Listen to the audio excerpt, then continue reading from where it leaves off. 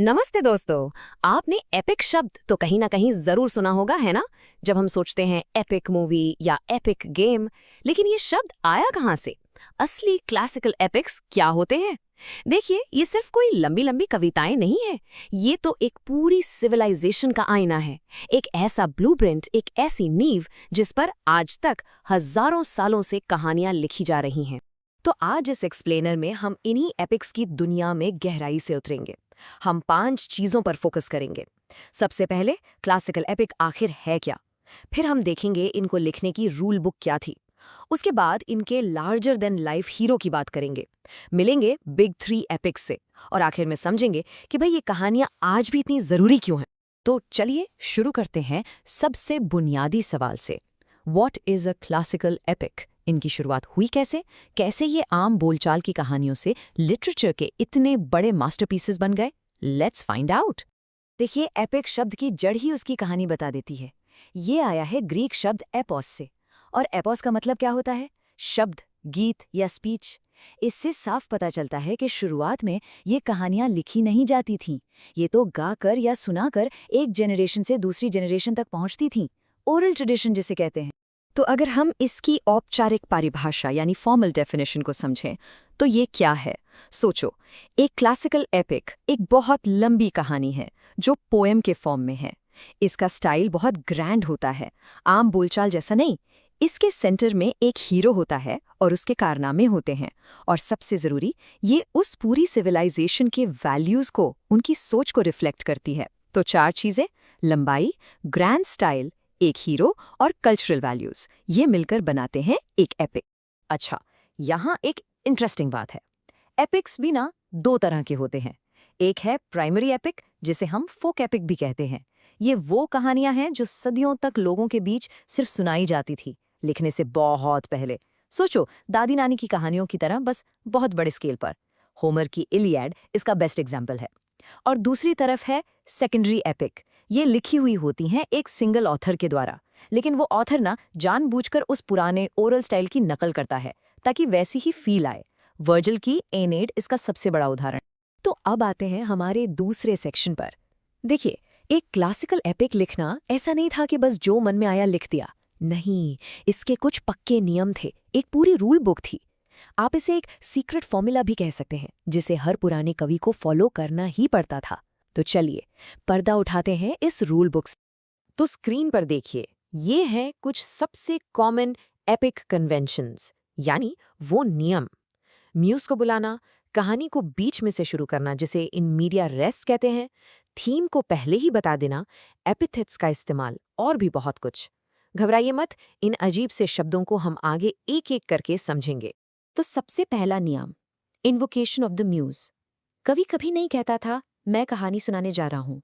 वो हमेशा कविता की शुरुआत में देवी से यानी म्यूज से प्रेरणा मांगता था।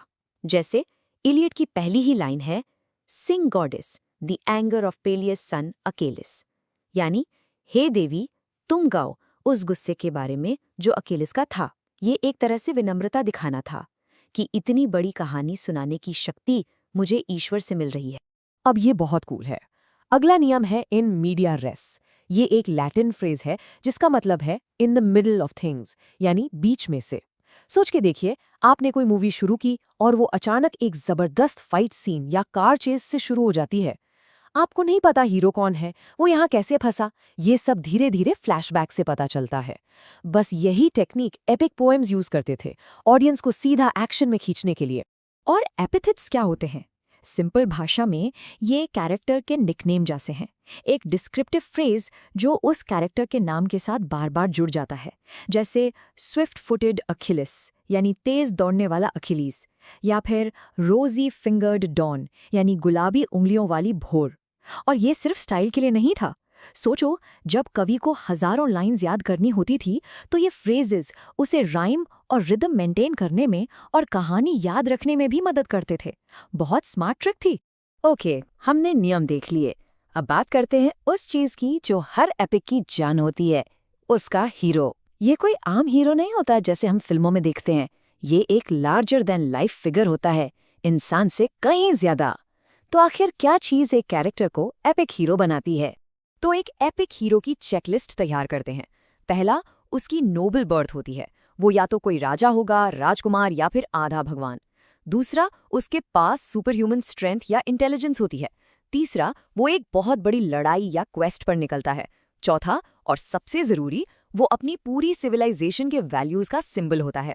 लेकिन यहाँ एक ट्विस्ट है, उसमें एक ट्रैजिक फ्लॉ यानी हमार्त्या भी होता है। एक ऐसी कमजोरी जैसे हद से ज्यादा गुस्सा या घमंड जो आखिर में उसके दुख का कारण बनती है।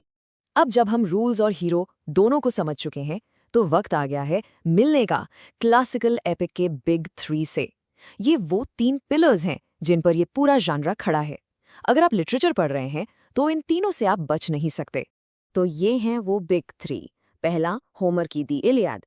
इसका फोकस है ट्रोजन वॉर और इसका कोर आइडिया है क्लेओस, यानी लड़ाई में मिलने वाली शान और इज्जत। फिर है होमर की ही दी ओडिसी। इसका फोकस है एक लंबी खतरनाक घर वापसी और इसका कोर आइडिया है नॉस्टॉस, घर लौटने की चाहत। और आखिर में है वर्जिल की दी एनीड। इसका फोकस है रोम की स्थापना और इसका कोर आइडिया है पिएटास, यानी देश, देवता और परिवार के प्रति कर्तव्य। तीनों बिल्कुल अलग। ज़रा देखते हैं दी इलियाड। ये पूरी कहानी ट्रोजन वॉर के आखिरी साल की है और ये सिर्फ एक चीज़ के बारे में है, अखिलीस का गुस्सा, उसकी रेज। जब उसकी बेइज्जती होती है वो लड़ाई से पीछे हट जाता है और उसके बिना ग्रीक सेना हारने लगती है। उसका गुस्सा ही उसके लिए ट्रेजेडी लाता है, पर अंत में वही उसे क्लेओस यानी हमेशा के लिए अमर कीर्ति भी दिलाता है। अब आते हैं दी ओडिसी पर। ये बिल्कुल अलग है। यहाँ हीरो ओडिसियस अपनी मसल पावर से नहीं बल्कि अपनी दिमागी ताकत से, अपनी चातुराई से, जिसे मेटिस कहते हैं, जीतता है। वो अजीब और गरीब राक्षसों और गुस्से वाले देवताओं को चकमा देते हुए 10 साल तक बस एक ही चीज़ के लिए लड़ता है, अपने घर इथाका वापस जाना। यहाँ फोकस क्लियोस पर नहीं, नॉस्टोस यानी होमकमिंग पर। और फिर है दी एनीड।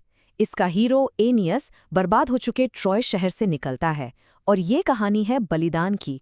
वो अपनी पर्सनल खुशियाँ, अपने प्यार, सब कुछ कुर्बान कर देता है, सिर्फ एक चीज़ के लिए, अपना कर्तव्य, अपनी पिएटास, ताकि वो एक नए शहर रोम की नींव रख सके। ये कहानी एक इंसान की नहीं, एक पूरी कौम के फ्यूचर की। तो यहाँ ना हम ग्रीक और रोमन सोच के बीच का एक बहुत बड़ा फर्क देखते हैं।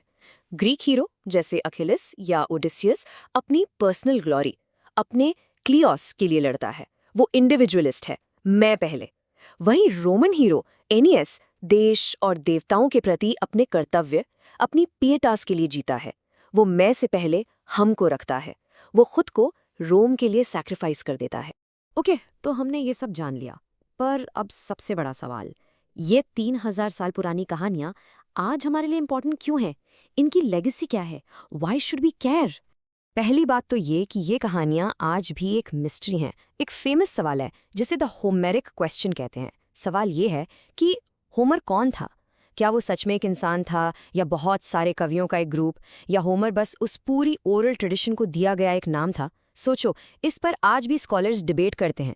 ये दिखाता है कि ये टेक्स्ट आज भी कितने जिंदा हैं। और इनका इन्फ्लुएंस वो तो जबरदस्त है। सदियों तक स्कूल्स में टेक्स्ट बुक्स नहीं, ये एपिक्स पढ़ाए जाते थे। इन्हीं से लोगों को पब्लिक स्पीकिंग, मोरालिटी, यहाँ तक कि मिलिट्री स्ट्रैटेजी सिखाई जाती थी। इन्होंने पोएट्री का एक खास मीटर, डैक्टिलिक हेक्सामीटर बनाया जो एपिक का स्टैंडर्ड बन गया। और सबसे बड़ी बात, इन कहानियों ने वो आर्केटाइप्स यानी ओरिजिनल कैरेक्टर्स बनाए जो आज भी आप हर सुपर हीरो मूवी, हर फैंटेसी नॉवल में देखते हैं। हर कहानी की जड़ कहीं ना कहीं इन्हीं में है। तो इस एक्सप्लेनर को खत्म करने से पहले मैं आपके लिए एक सवाल छोड़कर जा रहा हूँ। थोड़ा सोचिए इसके बारे में। अगर आपको आज के ज़माने का एक मॉडर्न एपिक लिखना हो तो आपका हीरो कौन होगा? वो कैसा दिखेगा? क्या करेगा? और सबसे ज़रूरी, वो आज की दुनिया के कौन से वैल्यूज़ को रिप्रेजेंट करेगा? Duty, freedom, justice? सोचिएगा ज़रूर। आई होप आपको ये एक्सप्लेनर पसंद आया होगा। अगर आप ऐसे ही मुश्किल टॉपिक्स को आसान भाषा में समझना चाहते हैं तो और ऐसे कंटेंट के लिए सब्सक्राइब करना ना भूलें। देखने के लिए बहुत बहुत शुक्रिया।